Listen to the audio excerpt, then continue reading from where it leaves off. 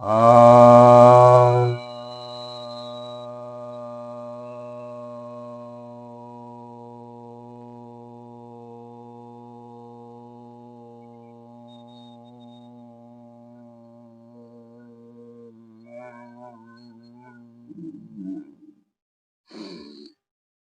सभी भक्तजनों को सप्रेम नमन। तो आज हम एक जिज्ञासा का समाधान करेंगे और जिज्ञासा यह है कि वेद के सृष्टि विज्ञान और बाइबल का सृष्टि विज्ञान में से कौन आधुनिक सृष्टि विज्ञान के करीब है।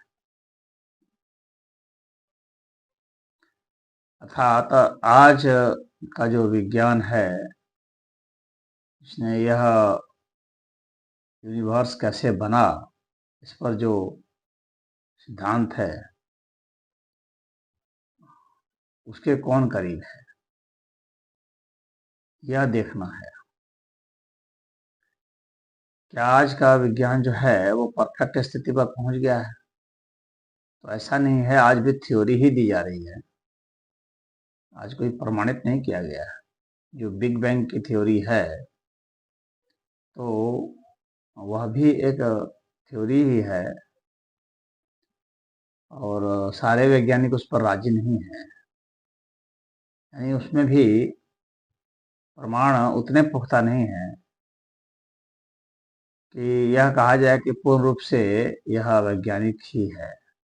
उसमें भी कुछ दर्शन, कुछ अनुमान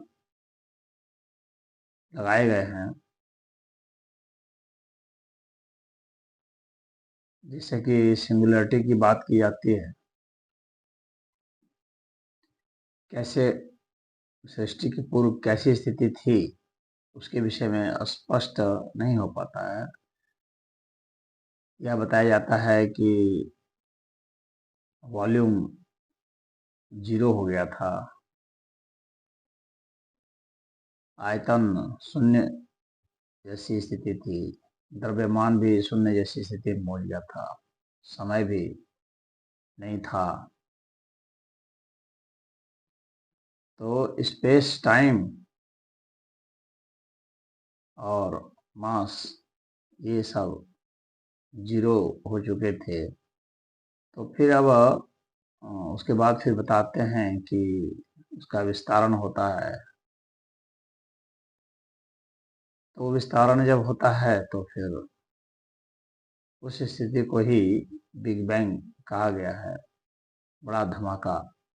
धमाका मतलब यह नहीं कि वहाँ पर धमाका हुआ था जैसा कि पटाखे में होता है, परंतु उसका विस्तारण हुआ था, एकाएक मतलब विस्तारण हुआ था, इसलिए उसको धमाका जैसा कह देते हैं।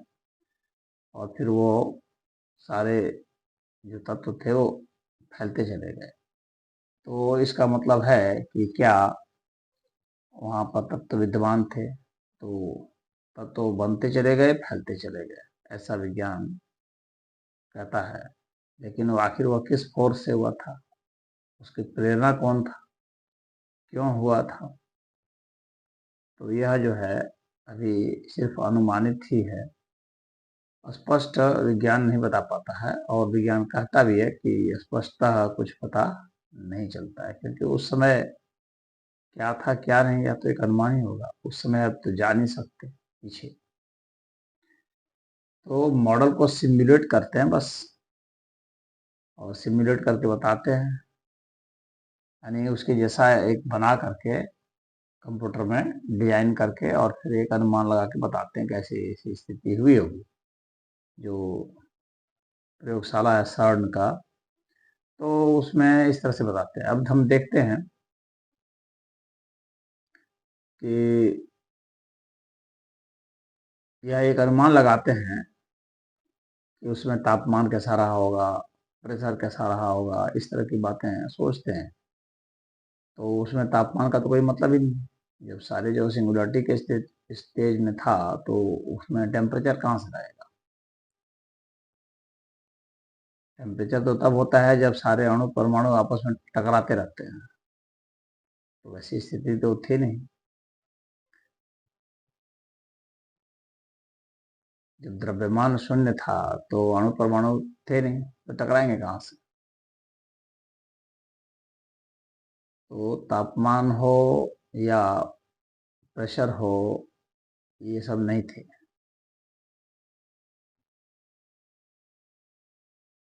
तो अब यहाँ वैज्ञानिकों के सामने बहुत बड़ा प्रश्न उठ खड़ा होता है कि आखिर किस तरह से ये फैले।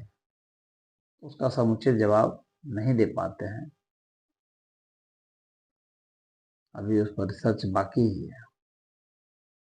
अब इसके बाद हम लोग आते हैं कि वेद में क्या बताया जाता है और बाइबल में क्या बताया जाता है। बाइबल में तो जो बताया गया है, तो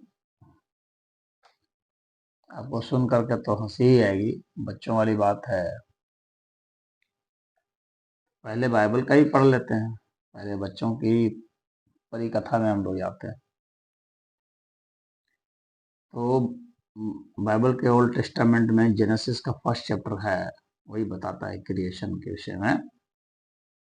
तो कहता है कि भगवान ने पहले heaven, in the beginning God created the heaven and the अर्थ।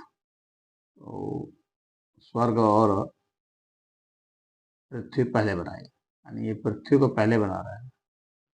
सूरज वगैरह को पहले नहीं बना रहा है, पहले पृथ्वी को ही बना रहा है। तारों को पहले नहीं बना रहा है, तारों को तो बाद में बनाते हैं। चौथा दिन जो है ये तारों को बना रहा है। अलग अलग दिन भी बना रहे हैं। जब सूरज नहीं था तो भाई दिन और रात कहाँ से कर रहे थे? तारे नहीं थे तो दिन और रात कहाँ से कर रहे थे, जरा बताएं। तो इन लोग का इसी तरह से है बच्चों वाला। And the earth was without form and void, and darkness was upon the face of the deep, and the Spirit of God moved upon the face of the water। कह रहे हैं कि पृथ्वी थी और वो किस तरह थी? विदाउट फॉर्म थी, उसका कोई आकार, निश्चित आकार नहीं था, यहाँ पर कहने का मतलब यह था। और वाइट था, खाली था और अंधकार था काफी गहरा। और उस पर जो है भगवान की आत्मा,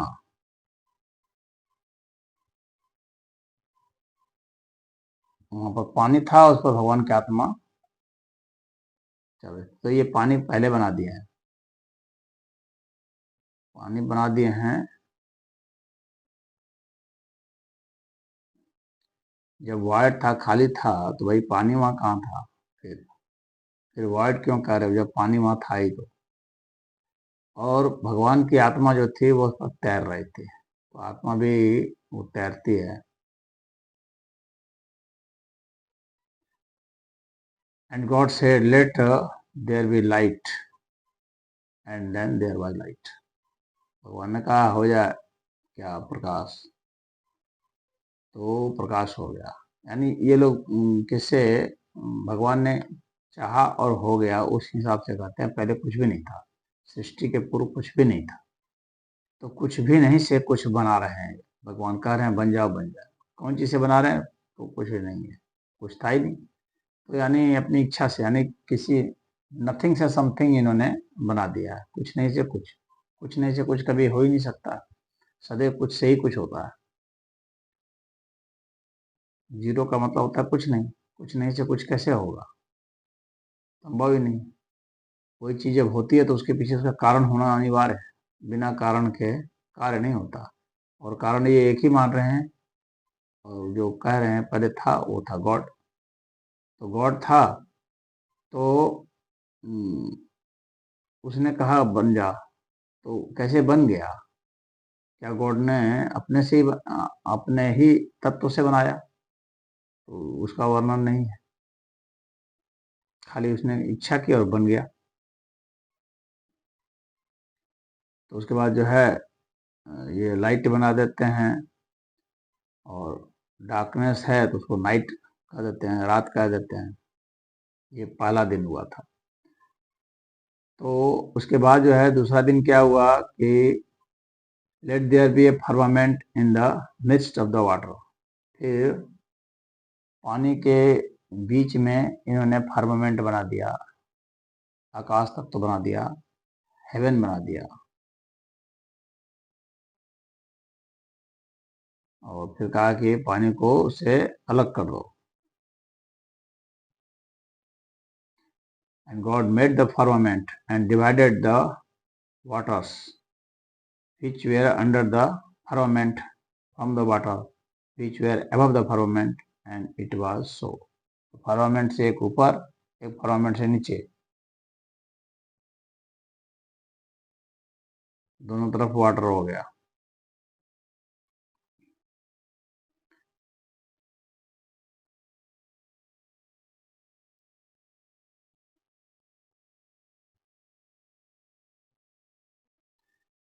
And God called the firmament heaven. और गॉड ने फर्मामेंट को क्या कहा? हेवन, स्वर्ग कहा। And the evening and the morning were the second day. और इस तरह से प्रातःकाल और रात्रि ये बनाया, सायंकाल और प्रातःकाल बनाया दूसरे दिन।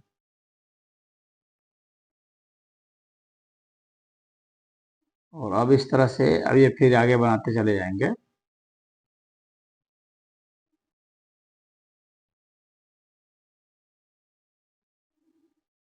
फिर तीसरे दिन क्या करते हैं?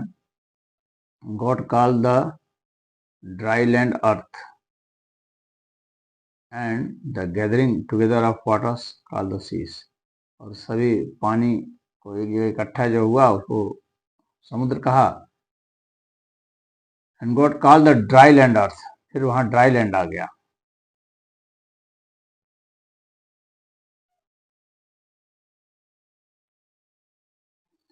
ये 9वें में कह रहे हैं, and God said let the waters under the heaven be gather together into one place. कह रहे हैं कि जितने पानी हैं उसको एक जगह, जो कि स्वर्ग से नीचे हैं, पानी सब एक जगह इकट्ठा हो जाए। And let the dry land appear and it was so. और कहा कि जो है, जो सूखी जमीन है वह आ जाए।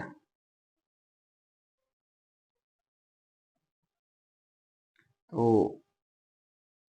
कह रहे कि सूखी जमीन आ जाए, तो सूखी जमीन आ गई। इस तरह से इन्होंने सूखी जमीन का ये बता दिया, मतलब कुछ भी, मतलब कह दिया, कुछ भी कह दिया, सूखी जमीन आ जाओ, बस सूखी जमीन आ गई।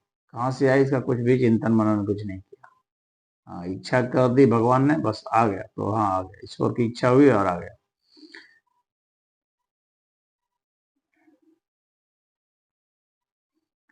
And God called the dry land earth. वो जो सूखी जमीन थी उसको अर्थ कहा, पृथ्वी कहा। और जो पानी थे उसको सागर कहा। And God said let the earth bring fourth grass. और कहा कि अब जो है सूखी जमीन में जो है घास आ जाओ, तो घास हो गया। The herb yielding seed. और छोटे छोटे पौधे आ गए जो कि बीज होते थे। And the fruit tree. और उसके बाद पेड़ आ गए, yielding fruit after his kind.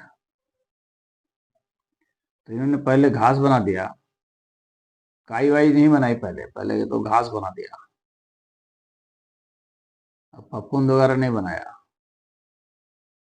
जबकि जो अलगा है और जो फंगस है वे पहले है, लेकिन इन्होंने इसको पहले इन्होंने घास ही बना दिया, क्योंकि ये सोचते थे घास ही सबसे छोटा चीज है।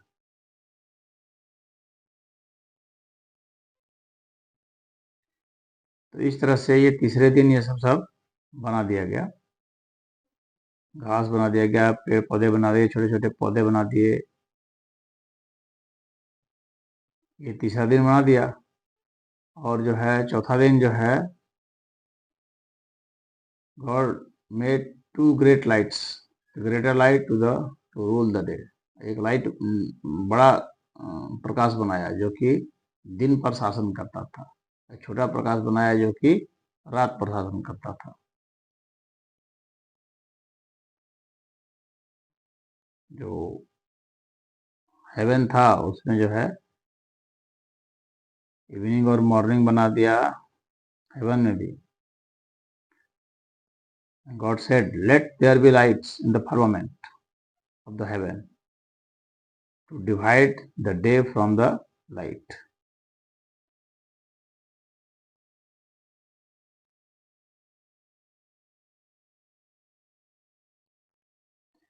तो जो स्वर्ग था उसके आकाश में ये सब बना दिया।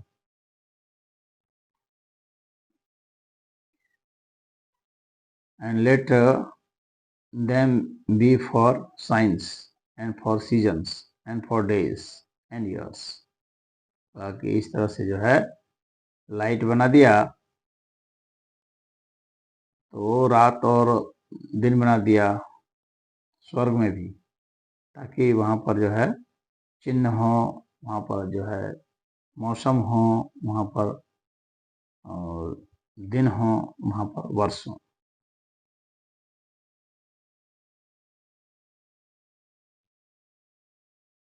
और वहाँ पर स्वर्ग में जो है लाइट बनाया ताकि वहाँ से जो है पृथ्वी को प्रकाश आ सके, यानी स्वर्ग से पृथ्वी में प्रकाश आता है, इनका ये कहना। सूरज से नहीं आता है, कहाँ से आता है? स्वर्ग से आता है।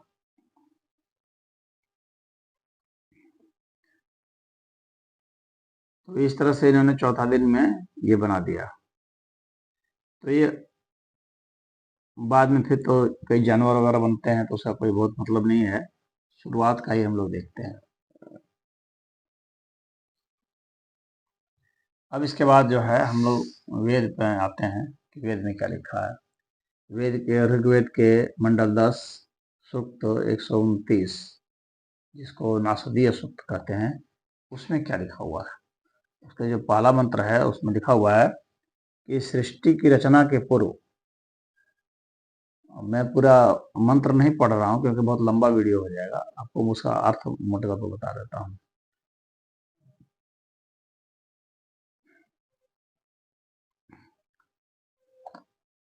या फिर पढ़ ही देता हूँ, नहीं तो कहेंगे कि कहीं दूसरा इधर से पढ़ रहा है, झूठ बोल रहा है।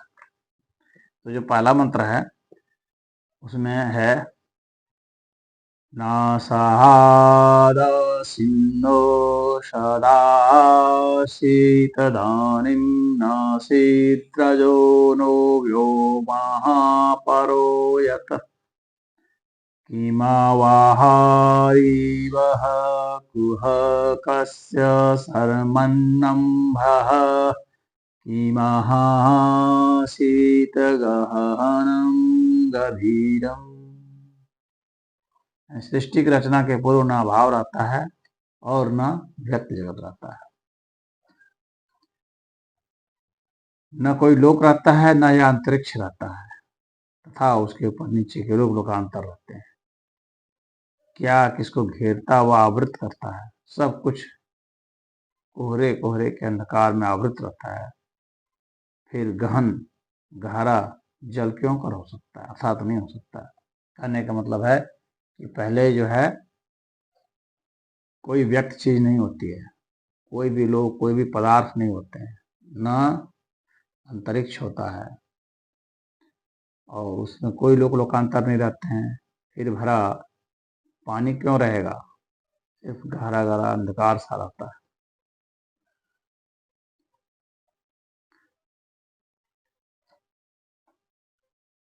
और पूर्णतः कोई अभाव नहीं रहता है,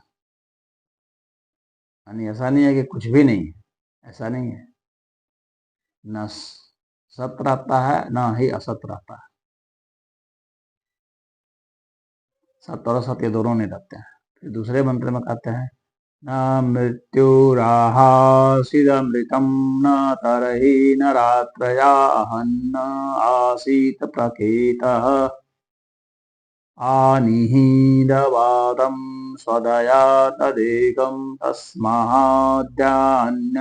परः किं छनास। यानी उस समय न मृत्यु होती है और न ही अमृत का उसमें व्यवहार होता है, न रात्रि न दिन। कुछ रात्रि दिन नहीं होता, कोई चिन्ह नहीं होता, उनका कोई प्रकाशक नहीं होता है, यानी कोई लाइट नहीं होती है, ना किसी प्रकार का कोई वाइब्रेशन होता है, कोई कंपन भी नहीं होता है।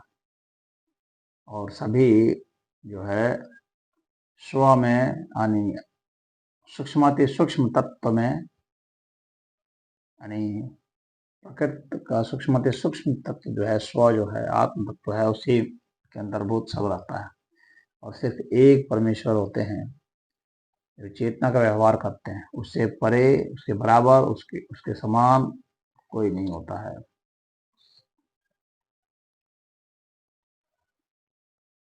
उसके बाद फिर तीसरे उसमें कहते हैं कि तमः आसीतमः सागूढम् अग्रे अप्रकेतं सहरीरं सर्वमाइदम् तुच्छयेनाम्भवापीडम्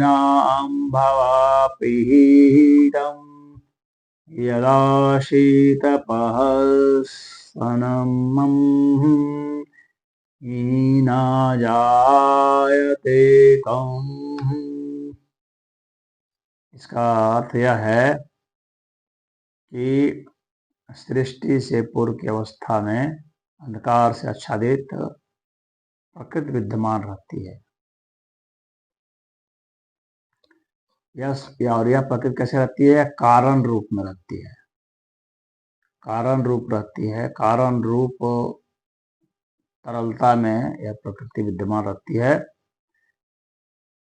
व्यापक प्रधान प्रकृति तत्व कारण रूप में व्याप्त रहता है, और यह जो है अद्वितीय परमेश्वर अपने तप के प्रभाव से एवं निमित्ता के प्रभाव से कार्य रूप में प्रकट करता है।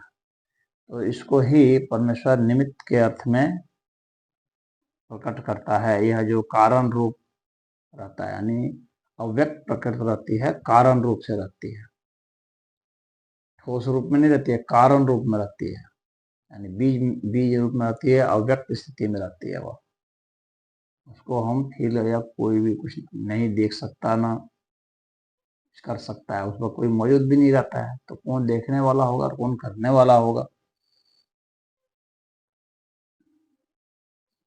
अब वह जो है परमेश्वर की प्रेरणा से ही, चौथे मंत्र में बताता है, परमेश्वर की प्रेरणा से ही वह प्रकट होता है, परमेश्वर की प्रेरणा से ही प्रकट होता है। वह परमेश्वर की कामना से, इच्छा से, यानी परमेश्वर का इच्छन तत्व जो है वह उसका एक तरह से प्रथम बीज होता है, यानी वह मन ही प्रथम बीज होता है। और वह जो है अव्यक्त प्रकृति होती है, उसको ही प्रकट करता है, यानी ऐसा नहीं है कि शून्य से नहीं प्रकट होता है, वहाँ अव्यक्त प्रकृति मौजूद होती है। अव्यक्त प्रकृति भी एक तरह से शाश्वत तत्व ही है, वो सदैव विद्यमान रहती है।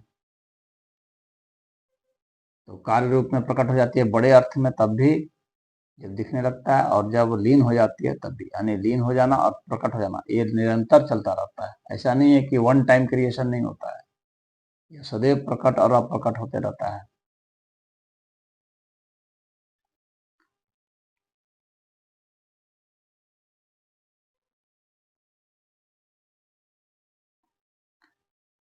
कामस्तदग्रे शमः वर्तताधीमनः सोरेतः प्रथमं यदासीत सतो बन्धुं सहति निरविन्दन् हृदये प्रतिशयाः कवयो मनीषा।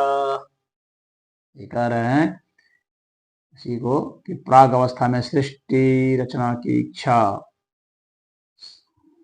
सब पर विद्यमान होता है, और वह ही मन का प्रथम बीज होता है, यानी इच्छा का प्रथम बीज होता है।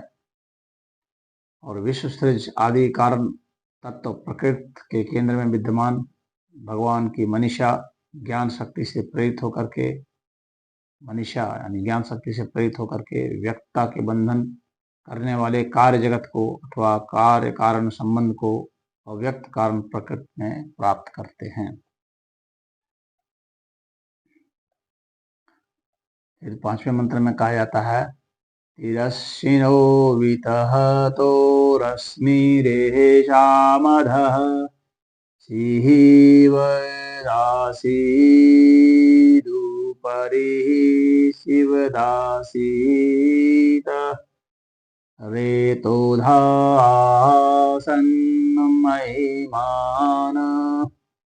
आसन्न सवधावस्थात प्रयाहतिः परस्तात्। कह रहे हैं कि इन कारणों की रश्मि, जो कारण तत्व है ना, उसकी जो रश्मियां होती हैं, यानी रश्मि को आप ऐसा समझिए कि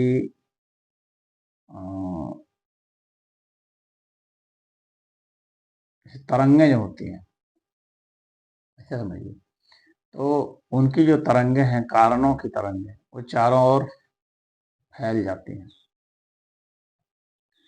उन रश्मि प्रकाश में अपने कर्मों के फल की वासना और कर्मों को धारण करने वाले बद्ध जीव भी दिखाई पड़ते हैं, मुक्त जीव भी दिखाई पड़ते हैं। तो वह स्वधा प्रकृति परमात्मा उनके ऊपर विद्यमान होते हैं, यानी प्रकृति के ऊपर परमात्मा विद्यमान होते हैं और परमात्मा की प्रेरणा से ही यह सब कुछ होता है। और फिर 6ठे मंत्र में कहा जाता है कि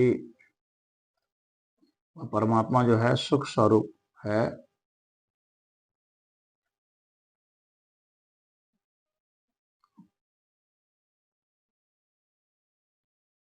वह परमात्मा जो है वही जानता है कि यह सृष्टि कहाँ से आई, कैसे आई। दूसरा और कोई भी नहीं जानता, कोई जान नहीं सकता, क्योंकि सब उसी से प्रकट हुए हैं, तो कोई जानेगा कैसे। ये स्पष्टतः इस बात को बता रहे हैं कि परमात्मा जो है सिर्फ वही जानता है ये सृष्टि कैसे उत्पन्न हुई, कैसे बनी। दूसरा और कोई नहीं जानता है। तो बाकी जितने लोग प्रयास कर रहे हैं वो एक अनुमान ही लगाएंगे, वे वास्तव में नहीं जानेंगे। तो यानी कहने का मतलब कि वो एक थ्योरी देंगे, एक दर्शन देंगे, एक फिलॉसफी देंगे, वे वास्तविक कारण को नहीं जान सकते, क्योंकि उस समय परमात्मा ही विद्यमान थे, कोई और था नहीं, तो जानेंगे कैसे। को अद्धा वेद इह चत्कुत आजाता कृत्कुत इयं सृष्टि अर्वगदेवास्य विसर्जनेनाथा को वेद यत आबभूव।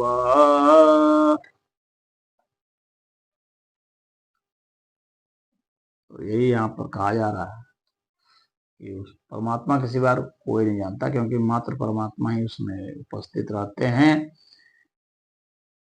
ज्ञान के अर्थ में। और जो अव्यक्त प्रकृति होती है, तो वह अव्यक्त प्रकृति उनके अनुसार से फिर कंपन को, वाइब्रेशन को, रश्मियों के फिर क्रिया प्रक्रिया को उनकी प्रेरणा से ही आगे चलते रहती है।